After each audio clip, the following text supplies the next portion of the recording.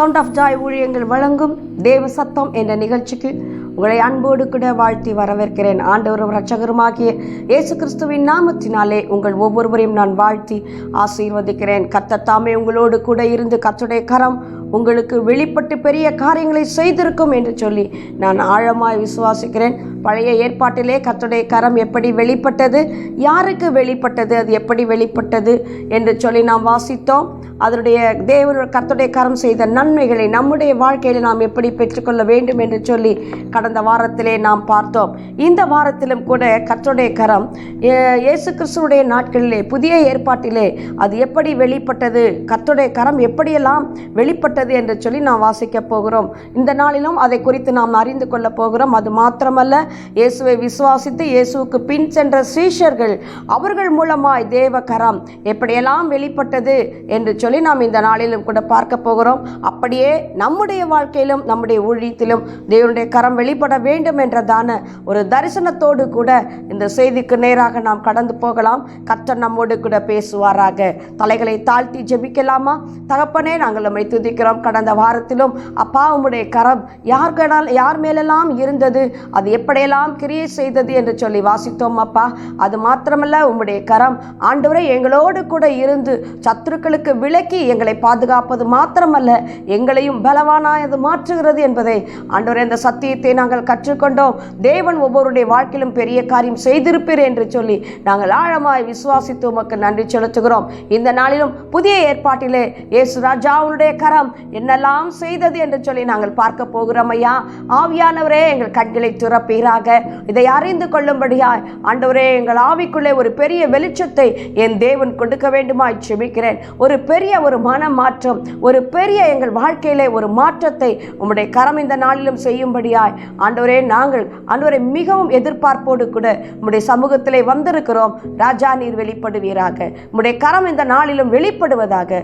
அதிசயங்களை கர்த்தர் காண பண்ணுவீராக. இயேசு கிறிஸ்துவின் நாமத்தினாலே ஜெபிக்கிறோம். ஜெபங்களும் நல்ல பிதாவே, ஆமென். புதிய ஏற்பாட்டிலே கர்த்தருடைய கரம் செயல்பட்ட விதம் முற்றிலும் வித்தியாசமாக இருந்தது. பழைய ஏற்பாட்டிலே அங்கு நாம் பார்த்தோம், தீர்க்கதரிசியின் மேல் தேவனுடைய கரம் இருந்தது. தேவாலயத்தை கட்டும்படியாக தேவன் தெரிந்து கொண்டவர்கள் மேலே தேவனுடைய கரம் இருந்தது என்றெல்லாம் பார்த்தோம். கடைசியாக தேவ ஜனங்களோடு கூட கர்த்தருடைய கரம் யுத்தம் செய்யும்படியாக, புத்தி சொல்லும்படியாக, வழி நடத்தும்படியாக, ஒருமனப்படுத்தும்படியாக கர்த்தருடைய கரம் இருந்ததை நாம் பார்த்தோம்.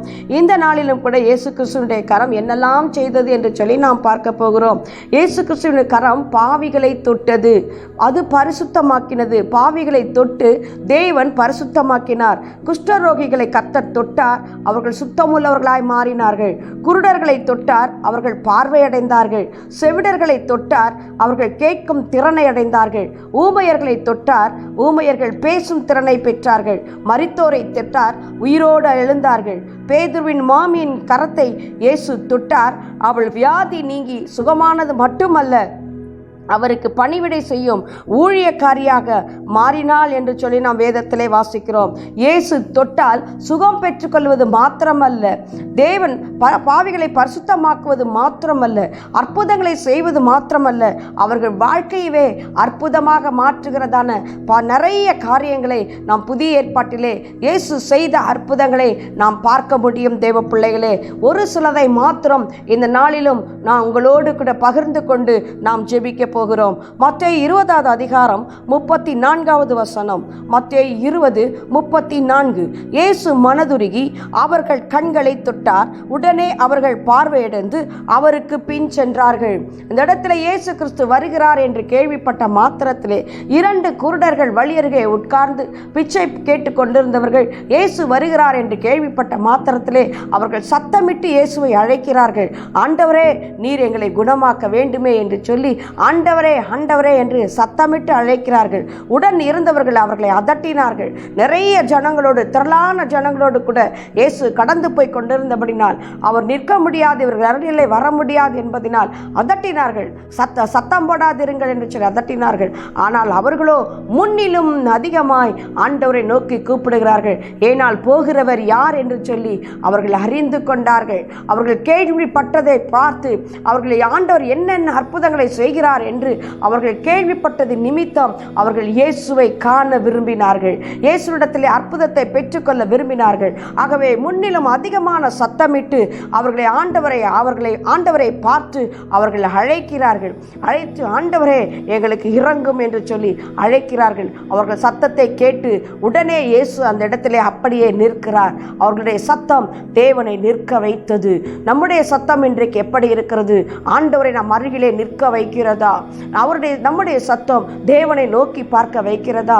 நான் முன்னிலும் அதிகமாக அவர்கள் சத்தமிட்டு ஆண்டவரை நோக்கி கூப்பிட்டார்களாம். தேவ பிள்ளைகளே, இன்றைக்கு நாம் யாரை நோக்கி கூப்பிடுகிறோம்? அற்புதம் செய்கிற, அதிசயம் செய்கிற இயேசுவை நோக்கி நாம் கூப்பிடுகிறோமா? இல்லை என்று சொன்னால் அதற்கு வேறு விதத்திலே சொல்யூஷன் எங்கு கிடைக்கும் என்று சொல்லி ஓடி திரிகிறோமா? தேவ பிள்ளைகளே, நீங்கள் ஆண்டவரை நோக்கி பார்த்து, ஆண்டவரே எனக்கு இறங்கும், தாவீதின் குமாரனே மனம் இறங்கும் என்று சொல்லி சத்தமிட்டு அவர்களை அழைப்பீர்கள் என்று சொன்னால் இயேசு நம் அருகிலே வருவார். வேதம் சொல்லுகிறது, அவர் மனது உருகி அவர்களை தொட்டாராம். இயேசு தம்முடைய அன்பு கரங்களினாலே அவர்களை தொட்டார். அவருடைய வாழ்க்கை நிலை அங்கு மாறுகிறது. வழியருகிலே உட்கார்ந்து பிச்சை எடுத்தவர்கள் இப்பொழுது இயேசுவிற்கு பின் செல்லுகிறவர்களாய் மாறிவிட்டார்கள். ஒரு நாளிலே வழியருகே இருந்து பிச்சை எடுத்து தன்னுடைய வாழ்நாட்களை கழித்து கொண்டிருந்தவர்கள், அவ்வளவுதான், இப்படியே என் வாழ்நாட்கள் முடிந்து போக போகிறது என்று நினைத்து கொண்டிருந்தவர்கள், பிறரால் புறக்கணிக்கப்பட்டவர்கள், சமுதாயத்தால் ஒதுக்கப்பட்டவர்கள், இவர்கள் பிச்சைக்காரர்கள் என்று முத்திரை குத்தப்பட்டவர்கள், யாரும் நேசிக்க ஒருவரும் இல்லை, ஒருவரும் அவரை கவனிப்பார் இல்லை. அவர்கள் எண்ணமற்று போனவர்களாய், மறுக்கப்பட்டவர்களாய், அவர்கள் தள்ளப்பட்டவர்களாய் இருந்தார்கள். அப்படிப்பட்டவர்களை இயேசு நோக்கி வந்து அவர்களை தொட்டு தேவன் சுகமாக்கி, அது மாத்திரமல்ல, சுகமாக்கினது மாத்திரமல்ல, ஒன்றுக்கும் உதவாதவராய் இருந்த அவர்கள் இப்பொழுது இயேசுவுக்கு பின் செல்லுகிறவர்களாய், இயேசுடைய சீஷர்களாய், இயேசுவுக்காய் நிற்கிறவர்களாய் தேவன் இங்கு மாற்றுகிற ஒரு பெரிய உன்னதமான நிலையை நாம் இங்கு பார்க்க முடிகிறது. அவர்கள் உலக பிரகாரமான குருடாக இருந்தாலும் இயேசு தொட்டவுடனே அந்த உலக இருள் மாறி பார்வையடைந்தது மட்டுமல்ல, ஆவிக்குரிய இருள் மாறி தன்னை தொட்டவர் யார் என்று கண்டு கொண்டபடினால்தான் அவர் பின்னாலே போக ஆரம்பித்தார்கள். இல்லை என்று சொன்னால் எல்லோரை போல அற்புதத்தை பெற்றுக்கொண்டு அவர்கள் திரும்ப போயிருப்பார்கள்.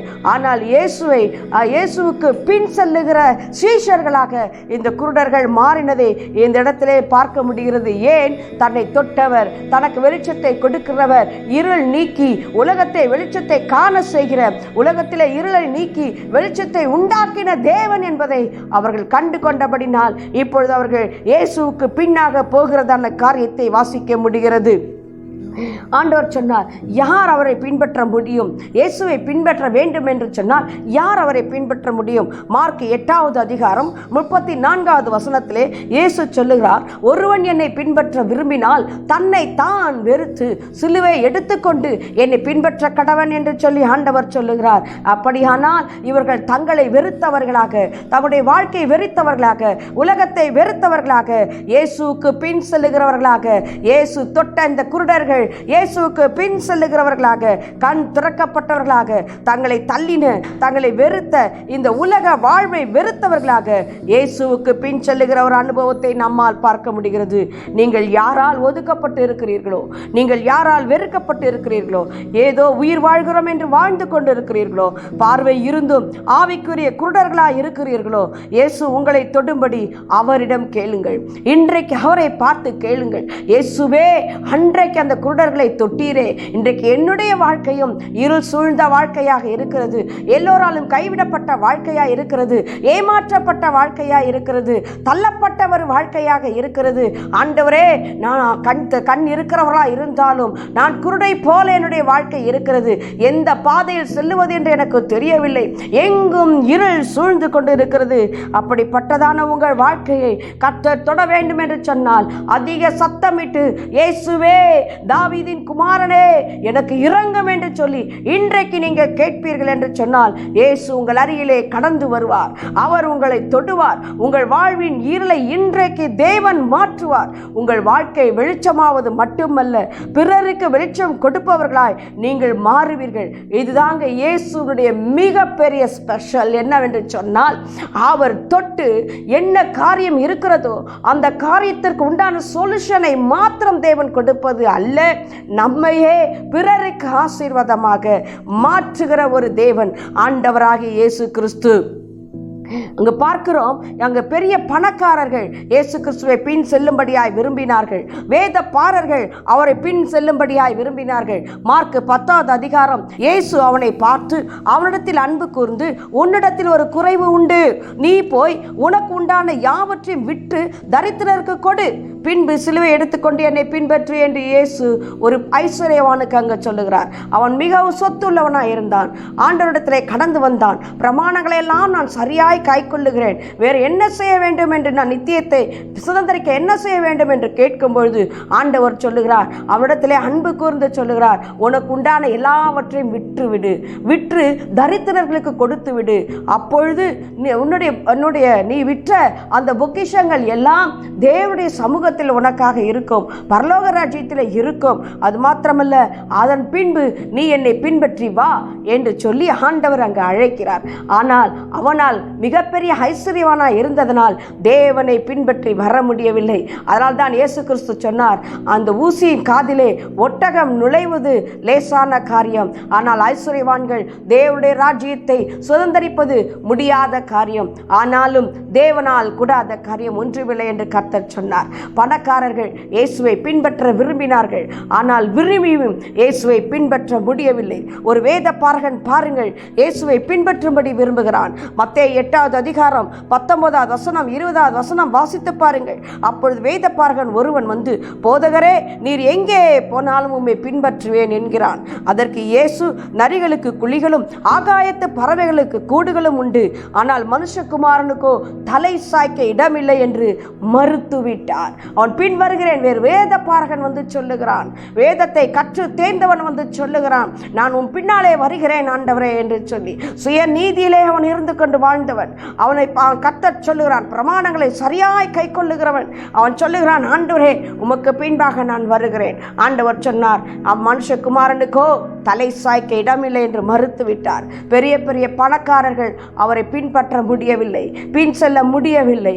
வேத பாரர்கள் அவரை பின் செல்ல முடியவில்லை. ஆனால் இவர்களுக்கெல்லாம் கிடைக்காத ஒரு பெரிய பாக்கியம், ஒரு பெரிய ஸ்லாக்கியம், ஒரு பெரிய உன்னதமான நிலை, எல்லாராலும் தள்ளப்பட்ட, ஒதுக்கப்பட்ட, அவமான சின்னமாய் கருதப்பட்ட அந்த குருடர்களுக்கு தேவன் பார்வை அளித்தது மாத்திரமல்ல, இயேசுவை பின்பற்றும்படியான, இயேசுவோடு கூட கடந்து வரும்படியான, இயேசுடைய வாழ்வோடு கூட பங்கடையும்படியாக, நித்திய ஜீவனை சுதந்திரித்துக் கொள்ளும்படியாக, ஆண்டவருடைய சீஷர்களாய் வாழும்படியாக ஒரு பெரிய பாக்கியத்தை, ஒரு பெரிய ஸ்லாக்கியத்தை அந்த குருடர்கள் பெற்றுக்கொண்டது உண்மை தேவ பிள்ளைகளே. அதே போல இன்றைக்கும் உங்களுடைய வாழ்க்கை எப்படிப்பட்ட வாழ்க்கையாக இருக்கிறது? கர்த்தர் இன்றைக்கு உங்களை தொடும்படியாக தேவன் உங்கள் அருகிலே வருகிறார். கர்த்தருடைய கரம் தொடும் என்று சொன்னால் உங்கள் வாழ்க்கையை அது மாற்றும். இருளான வாழ்க்கையை அது வெளிச்சமாக மாற்றும். ஒரு நாளிலே என்னுடைய வாழ்க்கையில் கூட இருள் நிறைந்த ஒரு வாழ்க்கையாக, மரண இருள் என்னை சூழ்ந்த ஒரு வாழ்க்கையாக என்னுடைய வாழ்க்கை இருந்தது.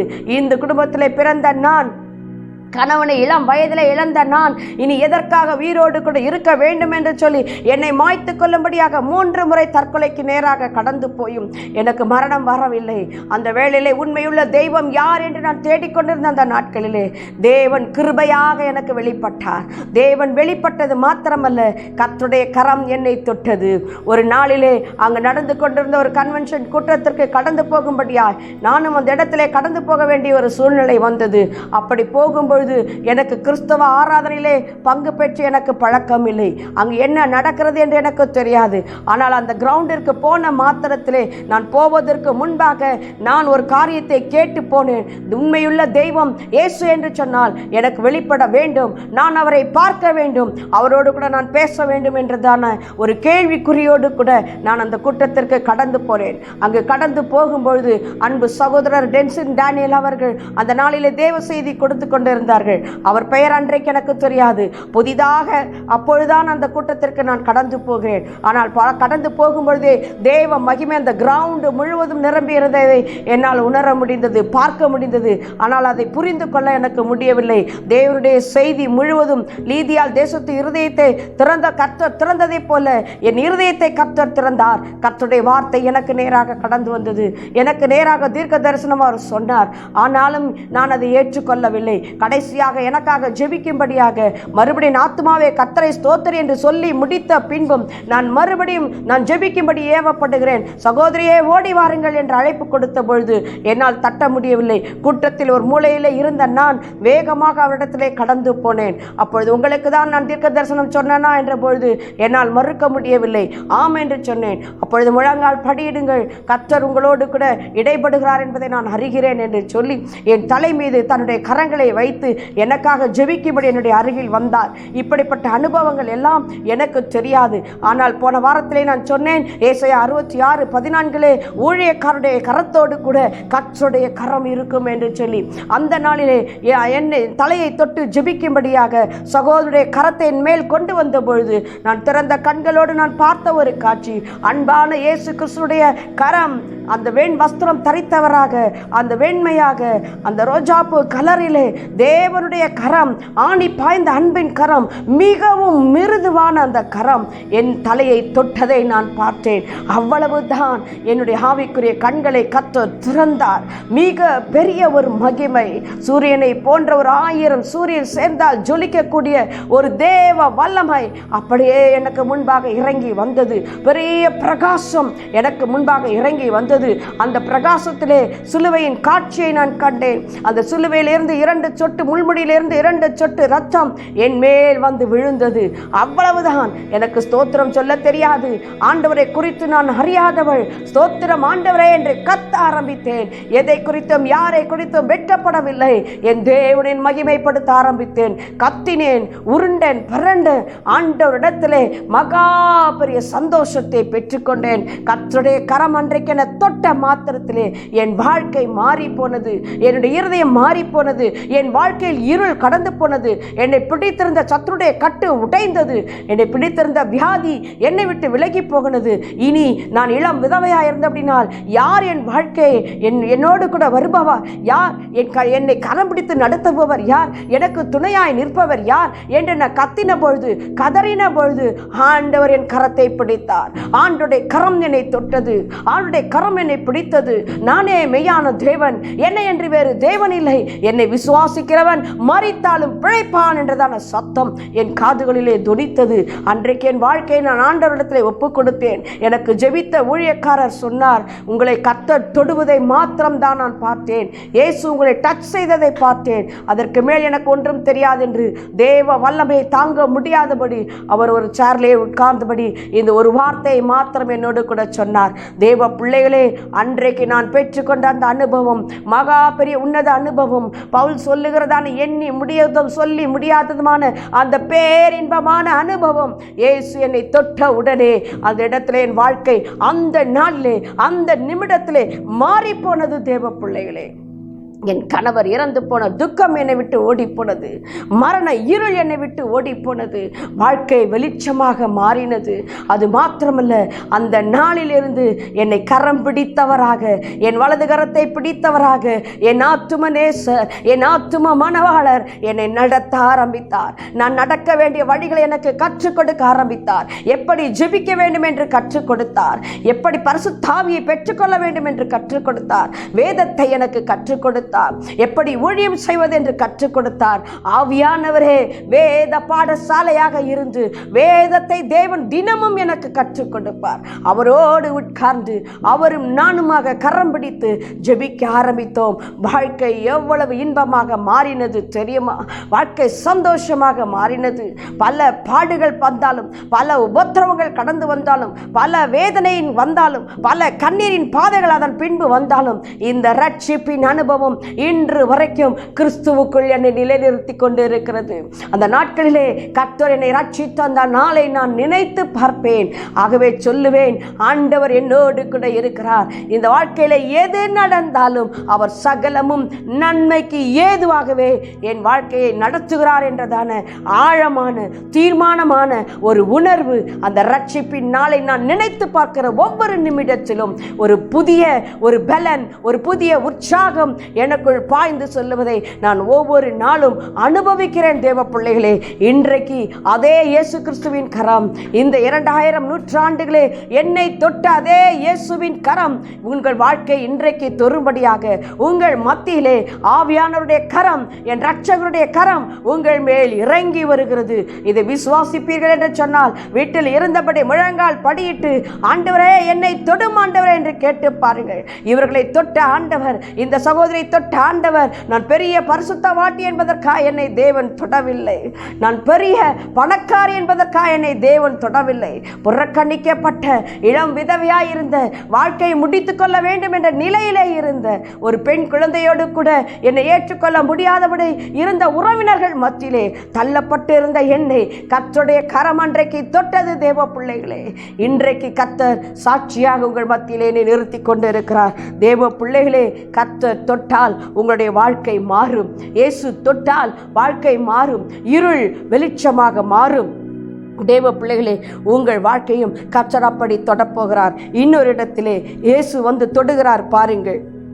லூக்கா 7வது அதிகாரம் 14வது வசனம். இயேசு கிட்ட வந்து பாடையை தொட்டார். அதை சுமந்தவர்கள் நின்றார்கள். அப்பொழுது அவர், வாலிபனே எழுந்திரு என்றார். 7:15 மரித்தவன் எழுந்து உட்கார்ந்து பேசத் தொடங்கினான்.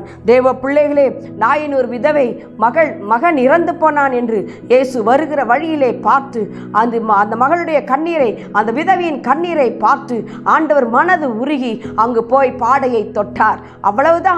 அவர்கள் சுமந்தவர்கள் நின்றார்கள். இயேசு ஏதோ செய்ய போகிறார் என்று தெரிந்துவிட்டது. அங்கு நின்றார்கள். பாடையை தொட்டுவிட்டு சொன்னார், வாலிபனே எழுந்திரு என்றார். மரித்தவன் பிழைத்தான். இன்றைக்கும் உங்கள் வாழ்க்கையிலே எல்லாம் முடிந்து போனது என்று நினைக்கிறீர்களோ, அவ்வளவுதான், எல்லாம் முடிந்தது, இனி நான் மரிக்கும் நிலையிலே இருக்கிறேன் என்று சொல்லுகிறீர்களோ, ஒருவேளை வியாதியினாலே நீங்கள் பாதிக்கப்பட்டு மரணத்தை தழுவுகின்றதான நேரத்தில் இருக்கிறீர்களோ, வாழ்க்கையிலே தோல்வியா, குடும்ப வாழ்க்கையிலே தோல்வியா, தொழிலே தோல்வியா, குழந்தை இல்லை, கர்ப்பம் செத்து போனது என்றதான வேதனையா, இனி எங்கு என் திருமணம் நடக்கப் போகிறது என்று துவண்டு போனீர்களோ, இதோ இயேசுவினுடைய கரம் உங்களை தொடுகிறது. முடியாததை முடிய பண்ணுகிறவர் தான் நம்முடைய ஆண்டவராகிய கர்த்தர். மருத்துவர்கள் கைவிட்டு விட்டார்களா? மருத்துவர்கள் சொல்லிவிட்டார்களா? அவ்வளவுதான், உங்கள் காலம் முடிந்தது என்று சொல்லிவிட்டார்களா? கேன்சரிலே தவிக்கிறீர்களா? மரண நாளை எதிர்பார்த்து கொண்டிருக்கிற அவல நிலையா? 2 கிட்னியும் போய்விட்டதே, இனி நான் என்ன செய்வேன்? இதோ என் மரண நாளை நான் எதிர்பார்த்து கொண்டிருக்கிறேனே என்று கலங்கி தவித்துக் கொண்டிருக்கிறீர்களா? இல்லை என்று சொன்னால் கொரோனாவின் கோர தாண்டவத்தினால் துவண்டு போய் இருக்கிறீர்களா? பயப்பட வேண்டாம். இயேசு மனது உருகி உங்கள் அருகிலே வருகிறார். இயேசு உங்கள் அருகிலே வருகிறார். மனது உருகுகிறார். உங்களுடைய இருதயத்தை தேவன் காண்கிறார். உங்கள் இருதயத்தின் ஏக்கத்தை தேவன் பார்க்கிறார். இனி என்னை யார் தேற்றுவார்கள்? இனி யார் என்னை பலப்படுத்துவார்கள்? இனி யார் எனக்கு வாழ்க்கை கொடுப்பார்கள்? இனி என் வாழ்க்கை எப்படியாக போகும்? இந்த மரணத்திலிருந்து என்னை விடுவிப்பவர் யார் என்று கதறிக்கொண்டிருக்கிறீர்களா? இயேசு உங்கள் அருகிலே வருகிறார். அவருடைய கரத்தை உங்கள் மேல் இயேசு வைக்க போகிறார். இன்னும் சற்று நேரத்திலே நாம் ஜெபிக்க போகிறோம். தேவனுடைய வல்லமையுள்ள கரம் உங்கள் மேல் இறங்கி வரப்போகிறது. தேவன் அற்புதமான காரியங்களை செய்ய போகிறார். அது மாத்திரமல்ல, இந்த ராஜாவினுடைய கரம் உங்களை இன்றைக்கு தொடப்போகிறது.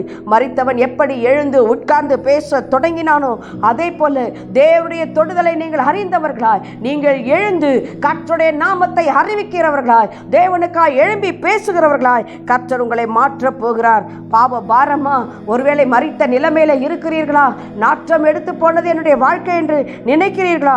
உங்கள் வாழ்க்கை பரிசுத்தமாக்க இயேசு இன்றைக்கு உங்கள் வாழ்க்கையை தொடுகிறார். அதிசயமாக தேவன் மாற்றுகிறார். இயேசுவோடு இணைந்த கரம். அது மாத்திரமல்ல, இயேசு அவர் தொட்டு உங்கள் வாழ்க்கையை மாற்றுவது மட்டுமல்ல, தேவன் உங்களை கொண்டு அநேக லட்சங்களை தொட்டு மாற்றும்படியாக தேவன் உங்கள் வாழ்க்கையை கர்த்தர் மாற்றப் போகிறார். நீங்கள் சொல்லுங்கள், நான் சாகாமல் பிழைத்திருந்து கர்த்தருடைய செய்கைகளை விவரிப்பேன் என்று சொல்லுங்கள். தேவ கரம் உங்களை தொடப் போகிறது. அது மாத்திரமல்ல, இயேசுனுடைய கரம் தொட்டு அற்புதம் செய்தது மாத்திரமல்ல, இப்பொழுது இயேசு அப்போஸ்தலர்கள் மூலமாக மூலமாக, தன்னை பின்பற்றி வந்த சீஷர்கள் மூலமாக அவர்கள் செய்த அற்புதங்கள் ஏராளம். வேதத்தை வாசித்து பாருங்கள், வேதம் முழுவதையும் வாசித்து பாருங்கள். இயேசு செய்த அற்புதங்களை எல்லாம் வாசித்து பாருங்கள். அவர் தொட்டதை எல்லாம் வாசித்து பாருங்கள். இயேசு கிறிஸ்து மூலமாய் அப்போஸ்தலர்கள் என்னென்ன காரியங்களை செய்தார்கள் என்று வாசித்து பாருங்கள். அப்போஸ்தலர் 11:21 கர்த்தருடைய கரம் அவர்களோடு கூட இருந்து அநேக ஜனங்கள் விசுவாசாகி கர்த்தரிடத்திலே திரும்பினார்கள். கர்த்தருடைய கரம் அப்போஸ்தலர்களோடு கூட இருந்தது. தேவ பிள்ளைகளே, ஹல்லேலூயா. பரிசுத்த ஆவியானவர் அவர்களை கொண்டு பலத்த செய்கைகளை செய்தார். அப்போஸ்தலர் 3:7 பேதுரு வலது கையினால் அங்கு ஆலயத்தின் வாசலிலே உட்கார்ந்திருந்த பிச்சை கேட்டுக்கொண்டிருந்த வாழ்க்கை அவ்வளவுதான் முடிந்தது, வாழ்நாள் முழுவதும் பிச்சை எடுத்து சாக வேண்டும் என்று இருந்தவருடைய வாழ்க்கையை மாற்றும்படியாய் இயேசுவை பின்பற்றின பேதுரு, மீன் பிடித்துக் கொண்டிருந்த பேதுரு பரிசுத்த ஆவியை பெற்றுக்கொண்டு கர்த்தருடைய தொடுதலை பெற்றுக்கொண்டு, நாங்கள் கண்டதும் கேட்டதும் தொட்டதுமான இயேசுவே உங்களுக்கு அறிவிக்கிறோம், வெள்ளியும் பொன்னும் என்னிடத்தில் இல்லை, இயேசுவின் நாமத்தில் எழும்பி நட என்று சொல்லி தன்னுடைய கையினால் அவன் வலது கையை பிடித்து தூக்கின பொழுது அவன் எழுந்து நின்று நடந்து குதித்து தேவனை துதித்துக் கொண்டு தேவாலயத்திற்குள்ளே கடந்து போனான். அது மாத்திரமல்ல, தேவன் வாசம் செய்யும் ஆலயமாக அவன் மாறினான். தேவ பிள்ளைகளே, இன்றைக்கு உங்களுடைய வாழ்க்கையிலும் கர்த்தர் அப்படியே செய்ய போகிறார். அவர் தொட்டு உங்களை தூக்கி உங்களை சுகமாக்கி தேவன் உங்களுக்கு அற்புதம் செய்வது மாத்திரமல்ல, உங்களை கொண்டு ஆயிரங்களை கர்த்தர் விடுவிக்கும்படியாக இன்றைக்கு அவருடைய கரம் உங்களை கொண்டு கிரியை செய்ய போகிறது. அப்போஸ்தலர் 14:3 வாசித்து பாருங்கள். அவர்கள் கைகளினாலே அநேக அற்புதங்களும் அடையாளங்களும் நடந்தது என்று வாசிக்கிறோம். அப்போஸ்தலர் 5:14 பேதுரு நிழல் பட்டு சுகமடைந்தார்கள். இயேசுவை விட பெரிய காரியங்களை செய்தார்கள். இயேசு சொன்னாரே, என்னை விசுவாசிக்கிறவன் நான் செய்கிற கிரியைகளை செய்வான், அதை பார்க்கலாம் பெரிய காரியங்களை செய்வான் என்று சொன்னாரே, அதே போலவே பாருங்கள், அப்போஸ்தலர் 8:17 இவர்கள் கைகளை வைத்தார்கள், அவர்கள் பரிசுத்த ஆவியை பெற்றார்கள். ஜனங்கள் மேல் கைகள் வைத்த பொழுது பரிசுத்த ஆவியை பெற்றார்கள். என்ன ஒரு சந்தோஷம்! பரம ஈவை ருசி பார்க்கிற ஒரு பெரிய அனுபவம், பரிசுத்த ஆவியானவரை பெற்றுக்கொள்ளுகிற ஒரு அனுபவம், தேவனோடு ஒரு நடக்கிற அனுபவம், தேவனை தரிசிக்கிற ஒரு அனுபவம், தேவனோடு கூட உறவாடுகிற ஒரு அனுபவம். எப்படிப்பட்ட ஒரு அனுபவம்! அந்நிய பாஷையை பேசுகிற ஒரு அனுபவம். இருள் நிறைந்த வாழ்க்கையில வாழ்ந்தவர்கள் வெளிச்சத்தை பெற்றுக்கொண்டது மாத்திரமல்ல, பிறருக்கு வெளிச்சம் கொடுக்கிறவர்களாக, அநேகரை கிறிஸ்துவ அண்டையிலே திருப்புகிறவர்களாக ஒரு பெரிய சகாப்தத்தை, ஒரு பெரிய எழுப்புதலை அவர்கள் கொண்டு வந்தார்களே. தேவ பிள்ளைகளே, இவை எல்லாம் எதனாலே நடந்தது? தேவ ராஜ்யங்களை இவர்கள் கட்டினார்கள், மரித்தவர்கள் பிழைத்தார்கள். 9:40 வாசித்து பாருங்கள். மரித்தவர்கள் பிழைத்தார்கள். இங்கு பார்க்கிறோம், அப்போஸ்தலர் 9:17 அனனியா பவுலின் மேல் கை வைத்த பொழுது அவன் கண்களிலே மீன் செதில்கள் போல இருந்தது, விழுந்தது. பவுல் பார்வையடைந்தான். தமுசுக்கு போகும் வழியிலே கிறிஸ்தவர்களை கொலை செய்யும்படியாய் எத்தனைத்த இந்த சவுலை கர்த்தர் சந்தித்த மாத்திரத்திலே அவனுடைய கண்கள் பார்வை இழந்து போனான். பாருங்கள், அனனியா தன்னுடைய சீஷன் போய் அவன் மேல் கை வைத்த பொழுது அனனியாக்கு கர்த்தர் சொல்லி அனுப்புகிறார், பவுலை போய் தொடு என்று சொல்லி அனுப்புகிறார். அது கர்த்தர் அந்தபடியே அனனியா போய் பவுலின் மேல் கை வைத்த பொழுது மீன் போன்ற செதில் கீழே விழுந்துவது. இது நாள் வரைக்கும் பழைய பாரம்பரிய வாழ்க்கையை பிடித்துக் கொண்டு வாழ்ந்த பவுல், பழைய நியாய பிரமாணங்களை பிடித்துக் கொண்டு வாழ்ந்த பவுல், அந்த பழைய நியாய பிரமாண செதில்கள், செத்திப்போன செதில்கள் எப்பொழுது அவனை விட்டு விழுந்ததோ புதிய ஏற்பாட்டை அவன் பெற்றுக்கொண்டான், புதிய வெளிப்பாட்டை அவன் பெற்றுக்கொண்டான். நமக்கு மாத்திரமல்ல அவர் தேவன், அகில உலகத்திற்கும் அவர் தேவனாய் இருக்கிறார். எல்லா ஜனங்களையும் நேசிக்கிறார். புறஜாதி ஜனங்களை அவர் நேசிக்கிறார், அவர்களுக்கும் அவர் தேவனாய் இருக்கிறார். புறஜாதிகளுக்கு அப்போஸ்தலனாக இப்பொழுது மாறினான். தன்னுடைய ஜனங்களே இயேசுவை நேசிக்கிறார்கள் என்று இயேசுவை கொலை செய்த பவுல், நியாய பிரமாணத்திற்காய் பக்தி வாரகம் பாராட்டின அந்த பவுல் இன்றைக்கு எழும்பி கர்த்தருக்காக கிரியை செய்து புறஜாதிகளை கிறிஸ்துவண்டையிலே மாற்றும்படியாக ஒரு புதிய வெளிப்பாட்டை, ஒரு புதிய தரிசனத்தை அவன் பெற்றுக்கொள்ளுகிறான். பவுலை கொண்டு கர்த்தர் செய்த காரியங்கள் பயங்கரமானவைகள். பவுலை கொண்டு 14 நிருபங்களை கர்த்தர் நமக்கு எழுதி வைத்தார். இந்த காரியங்கள்லாம் வாசித்து பார்க்கும் பொழுது நமக்கு தெரியும் தேவன் எவ்வளவு நல்லவர். இஸ்ரவேலர்களுக்கு மட்டுமல்ல ரட்சிப்பு, புறஜாதிகளுக்கு தேவன் ரட்சிப்பை கொடுக்கிறார். ராஜாக்களை கர்த்தர் சந்திக்கிறார். இஸ்ரவேலர்களை பவுல் மூலம் கர்த்தர் சந்தித்தார். எவ்வளவு பெரிய பாக்கியம் பாருங்கள். பழைய பாரம்பரியங்கள் செத்து போன செதில்களுக்கு, அந்த மீன் செதில்களுக்கு ஒப்பாய் இருக்கிறது. பழைய பாரம்பரியத்தை பிடித்துக் கொண்டே இருப்பீர்களா? பழைய காரியங்களை பிடித்து கொண்டே இருப்பீர்களா? இப்படித்தான் நடக்க வேண்டும் என்று சொல்லிக்கொண்டே இருப்பீர்களா? அதையெல்லாம் விட்டு விடுங்கள்.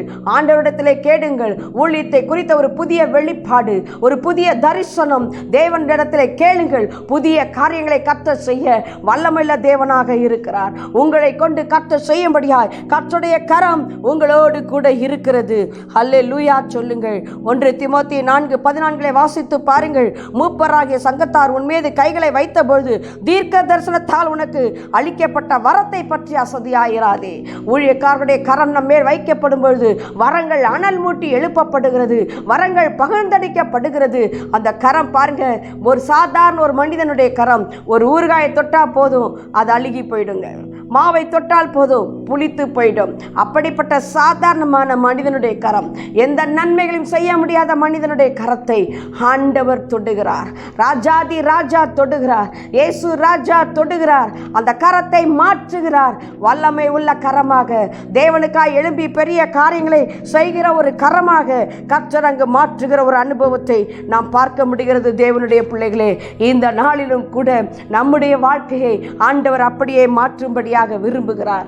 இன்றைக்கும் கர்த்தர் உங்கள் வாழ்க்கையை மாற்ற விரும்புகிறார். இயேசு உங்களை தொடும்படியாக உங்கள் அருகிலே வந்து நிற்கிறார். உங்கள் வாழ்க்கையை தொடப்போகிறார். உங்கள் கண்ணீர் நிறைந்த அந்த வாழ்க்கையை, வேதனை நிறைந்த அந்த வாழ்க்கையை, துக்கம் நிறைந்த அந்த வாழ்க்கையை, மரணத்தின் பள்ளத்தாக்கிலே நடந்து கொண்டிருக்கிற அந்த வாழ்க்கையை இயேசு இன்றைக்கு தொட்டு அவர் சொல்லுகிறார், உங்களை தொடுவது மாத்திரமல்ல, சுகத்தை கொடுப்பது மாத்திரமல்ல, உங்கள் தேவைகளை சந்திப்பது மாத்திரமல்ல, உங்களுக்கு அற்புதம் அதிசயங்களை செய்வதை மாத்திரமல்ல, உங்களை கொண்டு அநேக ஆயிரங்களுக்கு அற்புத சாட்சியாக கர்த்தர் உங்களை மாற்றப் போகிறாராம். அல்லேலூயா சொல்லுங்கள். கண்களை மூடி ஜெபிக்கலாமா? ஆண்டவரே, ஜெபிக்கிற இந்த வினாடியிலே இயேசுவின் கரம், அந்த மனது உருகுகிற கரம், அந்த அன்பு நிறைந்த கரம், நமக்காய் ஆணிகள் கடாவப்பட்ட அந்த அன்பு கரம், நன்மைகள் மாத்திரமே செய்த அந்த கரத்திற்கு கிடைத்த பரிசு. ஆணிகள் தேவ பிள்ளைகளே, ஆணிகள் தேவ பிள்ளைகளே, நன்மைகளை பெற்றுக்கொண்டவர்களே அவரை ஆணி அறைந்தார்கள். அவருடைய கரங்களிலே ஆணிகள் அடிக்கப்பட்டது. அந்த ஆணி பாய்ந்த அன்பு கரம் இன்றைக்கு உங்களை தொடுகிறது. வீட்டிலே இருக்கிற இந்த சூழ்நிலையிலே இயேசு உங்களை தொடுகிறார். அவருடைய வெளிச்சம் இதோ உங்கள் மேல் கடந்து வருகிறது. அவருடைய வெளிச்சம் கடந்து வருகிறது. பெற்றுக்கொள்ளுங்கள். தேவனுடைய தொடுதலை பெற்றுக்கொள்ளுங்கள். தேவன் உங்கள் வாழ்க்கையை மாற்றுகிறார். ஒரு அற்புதம் இப்பொழுது உங்கள் சரீரத்திலே நடக்கிறது. உங்கள் கேன்சர் வியாதி மாறுகிறது. கிட்னி ஃபெயிலியர் மாறுகிறது. அது ஜீவனை பெற்றுக்கொள்ளுகிறது. பெற்றுக்கொள்ளுங்கள் அற்புதங்களை. தேவன் உங்களுக்கு ஒரு விவாகத்தை கர்த்தருடைய கரம் ஏற்படுத்தும். தேவ பிள்ளையே, கர்த்தர் உங்களுக்காக ஒரு அதிசயத்தை செய்ய போகிறார். உங்கள் கர்ப்பம் செத்து போனதோ, டாக்டர்கள் இனி குழந்தை பிறக்காது என்று சொல்லிவிட்டார்களோ, கர்த்தர் உங்களை சாட்சியாக நிறுத்த போகிறார். கர்த்தர் சொல்லுகிறார், இரட்டிப்பான நன்மையை தருகிறேன், இன்றைக்கே தருகிறேன், பெற்றுக்கொள்ளுங்கள் என்று தேவன் சொல்லுகிறார். ஹல்லேலூயா, ஹல்லேலூயா. நன்றி ராஜா, நன்றி ராஜா. தகப்பனே, இந்த 2 வாரங்களும் உடைய கரத்தை குறித்து தியானிக்க ஆண்டவரே கொஞ்ச நேரம் மாத்திரம் எங்களுக்கு கொடுத்த இந்த ஸ்லாக்கியத்திற்காக நாங்கள் உம்மை துதிக்கிறோம். அப்பிரயோஜனமான ஊழியக்காரியப்பா, நீர் சொல்லதை மாத்திரம் நான் சொல்லியிருக்கிறேன். ஆண்டவரே, நீர் வெளிப்படுவீராக. கர்த்தர் சொல்லுவீரானால் அதை செய்ய நீர் போதுமான தேவனாய் இருக்கிறீரப்பா. நீர் வல்லமை நிறைந்தவரப்பா. உம்மாலே செய்யக்கூடாத காரியம் ஒன்றுமே இல்லை ஆண்டவரே. உம்மாலே கூடாதது ஒன்றுமில்லையப்பா. இன்றைக்கு உம்முடைய பிள்ளைகளை கர்த்தர் தொடுவீராக. உம்முடைய தொடுதல்களை இவர் அறிந்து கொள்ளட்டும். தரிசனத்திலே, சொப்பனத்திலே ஊழியக்காரர்கள் கரம் வைக்கும் பொழுது கர்த்தாவே உம்முடைய வல்லமை இவர்கள் மத்தியிலே கிரியை செய்வதாக. கர்த்தர் பெரிய காரியங்களை செய்யுங்க ஆண்டவரே. சாட்சிகளை கேட்டு உம்முடைய நாமத்தை மகிமைப்படுத்த உதவி செய்யுங்க. ஆசீர்வதியும். இயேசு கிறிஸ்துவின் நாமத்திலே ஜெபிக்கிறோம் ஜெபங்களும் நல்ல பிதாவே, ஆமென். கர்த்தருடைய நாமம் பரிசுத்தப்படுவதாக. இந்த நாளில் உங்களோடு கூட கர்த்தருடைய வார்த்தை சொல்லும்படி தேவன் எனக்கு கொடுத்த இந்த அனுக்கிரகத்துக்காக நான் கர்த்தரை ஸ்தோத்திரிக்கிறேன். மீண்டும் நாம் சந்திக்கும் வரை கர்த்தருடைய கிருபை உங்கள் அனைவரோடும் கூட இருப்பதாக. ஆமென்.